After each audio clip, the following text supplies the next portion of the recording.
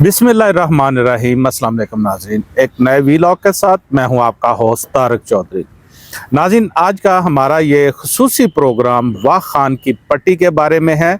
आपको बताएंगे कि गुज़श्ता 2 से 3 हफ्तों के दौरान वाह खान की पट्टी के बारे में इतनी तवातर के साथ ख़बरें क्यों आ रही हैं, इसका हिस्टोरिकल बैकग्राउंड क्या है, और इस हवाले से एक खुसूसी ख़बर जो कि आज हमारे साथ मौजूद है, हमारे दोस्त सीनियर तजिया नगार सजाद अज़हर साहब, वो आपके साथ शेयर करेंगे और आपको इसके हिस्टोरिकल बैकग्राउंड के बारे में बताएंगे। वाह खान का इलाका, वाह खान की पट्टी, जो कि शहर रेशम पर बेसिकली जो कि 4 ममालिक उनके दरमियान एक पुल का किरदार अदा करती है। पाकिस्तान के लिए तारीख़ी अहमियत बहुत ज़रूरी है। सजाद साहब, थैंक यू वेरी मच।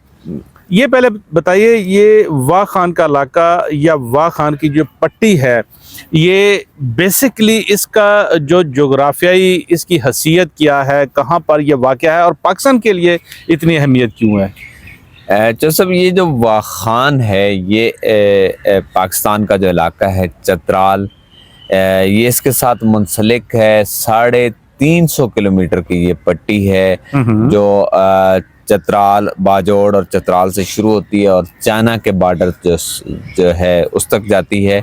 और इसका जो बॉर्डर है वो तकरीबन जो है वो 250 किलोमीटर पाकिस्तान के साथ लगता है, तकरीबन 72 किलोमीटर चाइना के साथ है, और तकरीबन जो है वो लगभग जो है वो 200 किलोमीटर के करीब ताजिकिस्तान के साथ है।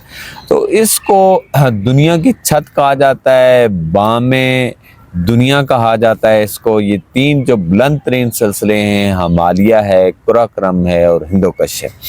आपने अक्सर देखा होगा कि जब पाकिस्तान में ज़लज़ले आते हैं तो ये बताया जाता है जी कि इनका मरकज़ जो था वो सेंट्रल एशिया था, वाह खान का इलाका होता है। ये ज़लज़लों का जो मरकज़ इसलिए है कि वहाँ 3 जो बड़े पहाड़ी सिलसिले हैं वो मिलते हैं, और इसकी जो स्ट्रेटजिक और अहमियत है वो इसका वो जो कदीम तरीन जो सिल्क रूट है वो यहाँ से आता है और यहाँ से गुजरता है। सजाद साहब, ये जो आप बात बता रहे हैं इससे मैं समझा हूँ कि ये जो वाह खान की पट्टी है, बुनियादी तौर पर ये जो 4 ममालिक हैं, पाकिस्तान है, ताजिकिस्तान है, चीन और अफगानिस्तान, इनके दरमियान ये हिस्सा है, ये एक पट्टी है। जी जी, ठीक है। और ये जो पट्टी है ये तारीख के अंदर जो है वो अगरचे हिंदुस्तान का हिस्सा रही है, लेकिन ये ऑटोनोमस इस हवाले से रही है क्योंकि ये इंटरनेशनल एक रूट था, ट्रेड रूट था। तो इस रेशम पर जी ट्रेड रूट था। तो इसके साथ जो वाक़ई कबाइल बसते हैं जो अपने आप को सिकंदर आज़म की औलाद जो है वो बताते हैं, उनका वो ये कहना है कि वो सिकंदर आज़म तक उनका सिलसिला नसब जो है वो जाता है। आज ये जो कबाइल हैं ये इस्माइली जो हैं, वो शिया इस्माइली जो हैं वो हैं, उस फिरके से हैं। ज़ाहिर है वक्त गुजरता है तो लोगों के एतकादात भी तब्दील होते रहते हैं, लेकिन मसला ये है कि ये जो तारीख़ जो है वो इसकी चीन के ज़ेर असर रहा है। ये इलाका इसलिए ज़ेर असर रहा है चूँकि चीन का ट्रेड रूट था। तो यहाँ जो कबाइल बसते थे, चीन उनको उनके इस इलाके की सिक्योरिटी बरकरार रखने के लिए उनको पैसे देता था, मदद देता था। तो चीन के असर रसूख में रहे हैं, कुशान दौर में ये चीन का हिस्सा रहे हैं, लेकिन जोग्राफियाई तौर पे ये हिंदुस्तान का ही हिस्सा थे। जब यहाँ पे मतलब अगर आप बात कर रहे हैं कि हिंदुस्तान का हिस्सा थे तो ये पाकिस्तान का हिस्सा था, क्योंकि जारी बात है पाकिस्तान हिंदुस्तान जब इकट्ठा था, मुतहद था, तो ये हिस्सा पाकिस्तान के साथ लगता था। ये हमारे यानी कि आप देखेंगे अंग्रेजों ने पंजाब पे 1850 में तकरीबन कब्जा किया, लेकिन वो अफगानिस्तान के अंदर जो एंग्लो अफगान वार थी वो 1819 में, 1811 में, 19 में ये शुरू हो चुकी थी। तो वो क्यों शुरू हुई थी? वो इसलिए शुरू हुई थी कि अल्टीमेटली रूस उधर से एक्सपेंशन कर रहा था अपनी नौबादियात और बरतानिया इधर से कर रहा था। तो ये ख्याल किया जा रहा था कि अफगानिस्तान पे अगर बरतानिया कब्जा नहीं करेगा तो रूस कब्जा कर लेगा। इनके दरमियान जब 1850 में पंजाब तक कब्जा हो गया बरतानिया का, तो एक खदशा पैदा हो गया कि ये डायरेक्ट कॉन्फ्लिक्ट हो जाएगा रशिया के और बरतानिया के दरमियान, एक जंग शुरू हो जाएगी। کھلی جنگ شروع ہو جائے گی. اچھا یہ جب جنگ شروع ہوئی تو کہ رشیا ہندوستان کو ٹچ کر جائے گا. اچھا پھر یہ تھا کہ برطانیہ یہ چاہتا تھا کہ جو ہے وہ رشیا اپنی نوآبادیات اس طرف روک دے اور ہم اس طرف روک دیں اور درمیان میں افغانستان کو بفر زون قرار دیا جائے. اچھا یہ افغانستان سے زیادہ جب 1860 تک تاجکستان تک سمرقند بخارا یہ قبضہ کر لیا روس نے ان علاقوں پہ کر لیا تو بیچ میں کشمیر واخان اور یہ سارے علاقے تھے. کشمیر کی جو ریاست تھی جو آج ایک بڑا ایشو ہے وہ بھی اسی وجہ سے قائم تھی کہ برطانیہ نہیں چاہتا تھا کہ کشمیر کو وہ ڈائریکٹ کنٹرول میں لے لے کیونکہ کشمیر کے اندر ہی یہ واخان کے گلگت کے یہ بلتستان کے علاقے آتے تھے تو اس کا خیال تھا کہ اگر یہ ہم اس کو ڈائریکٹ کریں گے تاج برطانیہ کے انڈر یہ چلا جائے گا اور ہماری یہ ریاست اٹانومس ختم ہو جائیں گی تو روس کے ساتھ ایک ڈائریکٹ ہمارا کانفلکٹ ہو سکتا ہے. وہ اس سے بچنا چاہ رہا تھا تاج برطانیہ. اس سے بچنے کے لیے جو ہے وہ واخان میں انہوں نے روس کے ساتھ مذاکرات کیے اور 1873 کے اندر روس اور برطانیہ کے وزیر خارجہ کے درمیان ایک معاہدہ ہو گیا کہ واخان جو ہے بنیادی طور پہ بفر زون ہوگا, آپ تاجکستان سے نیچے نہیں آئیں گے اور ہم یہ آگے نہیں جائیں گے. اچھا یہ معاہدہ ہو گیا, پھر یہ معاہدہ ہوا اور پھر جو ہے یہ اسی طرح رہا. پھر 1890 کے اندر دوبارہ اس معاہدے کی تجدید کی گئی اور جب پاکستان 1947 میں بن گیا تو پھر یہ ایک سوال پیدا ہوا اس وقت جب ریاست چترال نے پاکستان کے ساتھ الحاق کیا کہ واخان کس کا علاقہ ہوگا. یعنی کہ یہ جو گریٹ گیم تھی اس میں پاکستان سے یہ نکل گیا تھا. اچھا جب ریاست چترال کا الحاق ہوا تو اس وقت بھی یہ سوال پیدا ہوا کہ واخان کیا کیا کرنا ہے, لیکن چونکہ رشیا جو تھا وہ کولڈ وار عروج پہ تھی تو اس کولڈ وار کی وجہ سے پاکستان نے واخان کو چھیڑنا مناسب نہیں سمجھا. اچھا یہ سلسلہ چلتا رہا, افغانستان کے اندر روسی فوجیں آئیں, امریکی فوجیں آئیں, یہ چلی گئیں, لیکن 2007 میں نا ایک بڑی عجیب ڈیولپمنٹ. اچھا عجیب ڈیولپمنٹ کیا ہوئی کہ جو انڈیا تھا اس نے پاکستان کو اس طرف سے قابو کرنے کے لیے ایک وہاں تاجکستان میں واخان سے اپر ایک ایئر بیس ہے, ڈیفنس ایئر بیس ہے تاجکستان کا, اس کے اندر اس نے $70 ملین جو ہے وہ کی لاگت سے اس نے رن ویز بنائے اور اپنے جہاز ڈپلوائے کر دیے تاجکستان کے جو واخان کے ساتھ علاقہ جڑتا ہے. اور بنائے کس لیے؟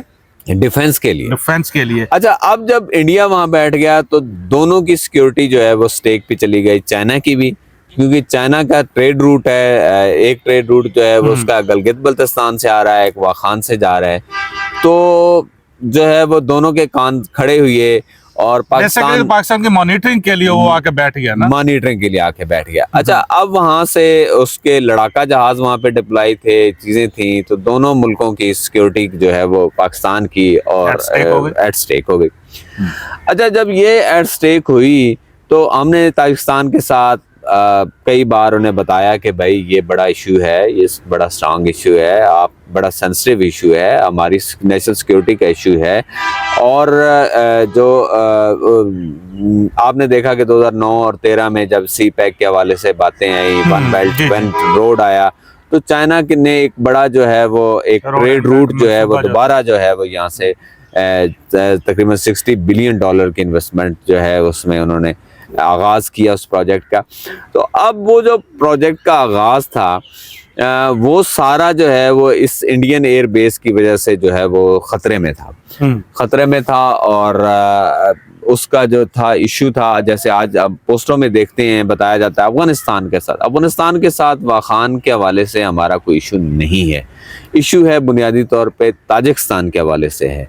اور اچھا اب سنا یہ ہے, باوثوق ذرائع یہ کہتے ہیں کہ حالیہ مہینوں کے اندر وہ جو تاجکستان کا ایئرپورٹ ہے اس پہ جو انڈیا کی جو جاسوس پروازیں ہیں, ڈرون پروازیں ہیں, ان کو دیکھا گیا ہے, نوٹ کیا گیا, ان کی ایکٹیویٹیز نوٹ کی گئی ہے کہ وہ واخان میں آتے ہیں, واخان کو کراس کرتے ہیں, پاکستان کے پہاڑی علاقوں کے آتے ہیں. آپ کو پتا ہے کہ پاکستان کا وہ آتے ہیں آ کے مانیٹرنگ کرتے ہیں اس علاقے میں. پاکستان کا جو ایئر ڈیفنس ہے وہ ہمارا ایسٹرن بارڈر کی طرف فوکس ہے, وہ ویسٹرن بارڈر پہ نہیں ہے, کیونکہ ویسٹرن بارڈر سے بھی کبھی خطرہ نہیں رہا. لیکن یہ جو واخان کے اندر جو ایکٹیویٹی ہے حالیہ مہینوں کے اندر, چینی جو انڈین ایئر فورس کی ایکٹیویٹی ہے, اس کی اسپائی پروازوں کی ایکٹیویٹی ہے، اس سے پاکستان جو ہے وہ بہت زیادہ اس کے کان کھڑے ہو گئے ہیں. اور ہم نے افغانستان کے حوالے سے اس سے بات کی تو افغانستان کہتا ہے کہ جی اس کے پاس تو ڈیفنس سسٹم نہیں ہے، وہ وہاں روک نہیں سکتا، وہ وہاں کیا کر سکتا ہے. ٹھیک ہے، نہیں تو افغانستان نے بھی ایسا جواب دیا. تو اس کے بعد جو ہے وہ ایک ہی رستہ بچتا تھا کہ پاکستان جو ہے وہ واخان پہ قبضہ کر لے. اچھا، پاکستان نے کیا کیا کہ یہ باجوڑ اور اوپر سے یہ اندر داخل ہوئی ہیں ہماری فوجیں، اور انہوں نے جا کے افغانستان کے ساتھ واخان کا علاقہ کاٹ دیا ہے. اب عملی طور پہ جو واخان کی وہ جو 350 کلومیٹر کی پٹی ہے وہ ہمارے پاس ہے، اور یہ ہمارے پاس خبر ہے، نیوز ہے جو شیئر کر رہے ہیں آپ، ہمارے پاس ہے. اور اس میں جو افغانستان ہے وہ تو احتجاج کر رہا ہے، لیکن ہم افغانستان کو بتا رہے ہیں کہ بھائی یہ ہمارا نیشنل سیکورٹی کا ایشو ہے.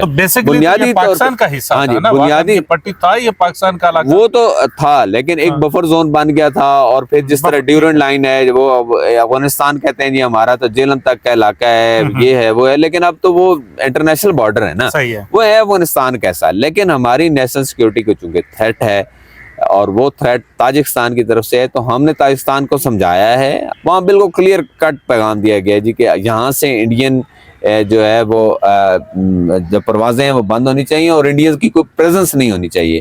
اور بلکہ یہ تک کہا گیا کہ اگر انڈین جہاز یہاں پہ ہوں گے تو ہم ان کو نشانہ بنائیں گے، ٹارگٹ بنائیں گے، اور جو ہے وہ صرف وہی انڈیا کے جو ڈرون ہیں یا ان کے ایئر فورس کے جہاز ہیں صرف ان کو نہیں گرایا جائے گا، بلکہ ہم کسی وقت بھی اس ایئرپورٹ کو تباہ کر سکتے ہیں. یہ پیغام جو ہے وہ تاجکستان کو بڑے واضح طور پہ دے دیا گیا ہے. یہ رشیا کو بتایا گیا ہے کہ ہمارا نیشنل سیکورٹی کا ایشو ہے. چونکہ شنگھائی 5 کے اندر جو ہے ایس سی او جو ہے اس کے اندر تاجکستان بھی ہے، رشیا بھی ہے، چائنا بھی ہے، انڈیا بھی ہے. تو ہم اس لیول پہ بھی اس مسئلے کو اٹھایا گیا ہے کہ برائے مہربانی جو ہے وہ سارے ملک جو ہے وہ ایک دوسرے کی سرحدوں کا، اس نیشنل سیکورٹی کا احترام کریں. تو ہمیں یہ جو ایسٹرن کے ساتھ جو ہمیں ہمیشہ تھریٹ رہتی ہے انڈیا کی طرف سے، تو اب وہ ویسٹرن میں جب تاجکستان کے اندر منتقل ہوئی ہے تو واخان کا جو ایشو ہے وہ اس صورت میں سامنے آیا ہے. اس کا ایشو افغانستان یا طالبان کی موجودہ رجیم کے ساتھ بالکل نہیں ہے، جیسا کہ آپ کو دوسرے چینلز بتا رہے ہیں، جیسا وہ آ رہا ہے خبروں میں کہ افغانستان کے ساتھ ٹینشن کریٹ ہو جائے گی، طالبان کے حوالے سے ہو جائے گا. اصل ایشو یہ ہے کہ پاکستان کی سیکیورٹی اور ڈیفنس کا یہ معاملہ تھا، اور پاکستان نے اس کو اور اس میں ایک اور میں آپ کو بات بتاتا ہوں کہ اس میں چین کی مکمل حمایت اس لیے ہے کہ چین وہاں سے ایک روڈ بنا چکا ہے، 49 کلومیٹر ہے، اور چین جو ہے وہ افغانستان کے اندر اس کی حالیہ مہینوں کے اندر $4 بلین سے زیادہ کی انویسٹمنٹ ہے، منرل سیکٹر میں ہے. اور افغانستان کے اندر 10 خرب ٹریلین ڈالر، خرب تو اس سے زیادہ ہوتا ہے ٹریلین، 10 خرب ڈالر کی معدنیات ہیں، موجود ہیں، ریئر ارتھ میٹلز ہیں وہاں پہ. تو چین جو ہے ان کے اندر سرمایہ کاری کرنا چاہتا ہے، اور اس کے لیے واخان کوریڈور بہت اہم ہے، اسٹریٹجیکلی بہت اہم ہے. یہ آپ نے جو پوائنٹ آف ویو یہ لیا یا بتایا ہمیں اسٹریٹجیکلی ڈیفنس کے طور پر پاکستان نے ظاہری بات ہے وہ اپنا ایک سیکیور کیا. اچھا، یہ جو سینٹرل ایشین اسٹیٹس ہیں نا، اب تجارتی حوالے سے اس لحاظ سے اس واخان کی جو پٹی ہے یہ کوئی اہم کردار ادا کر سکتی ہے؟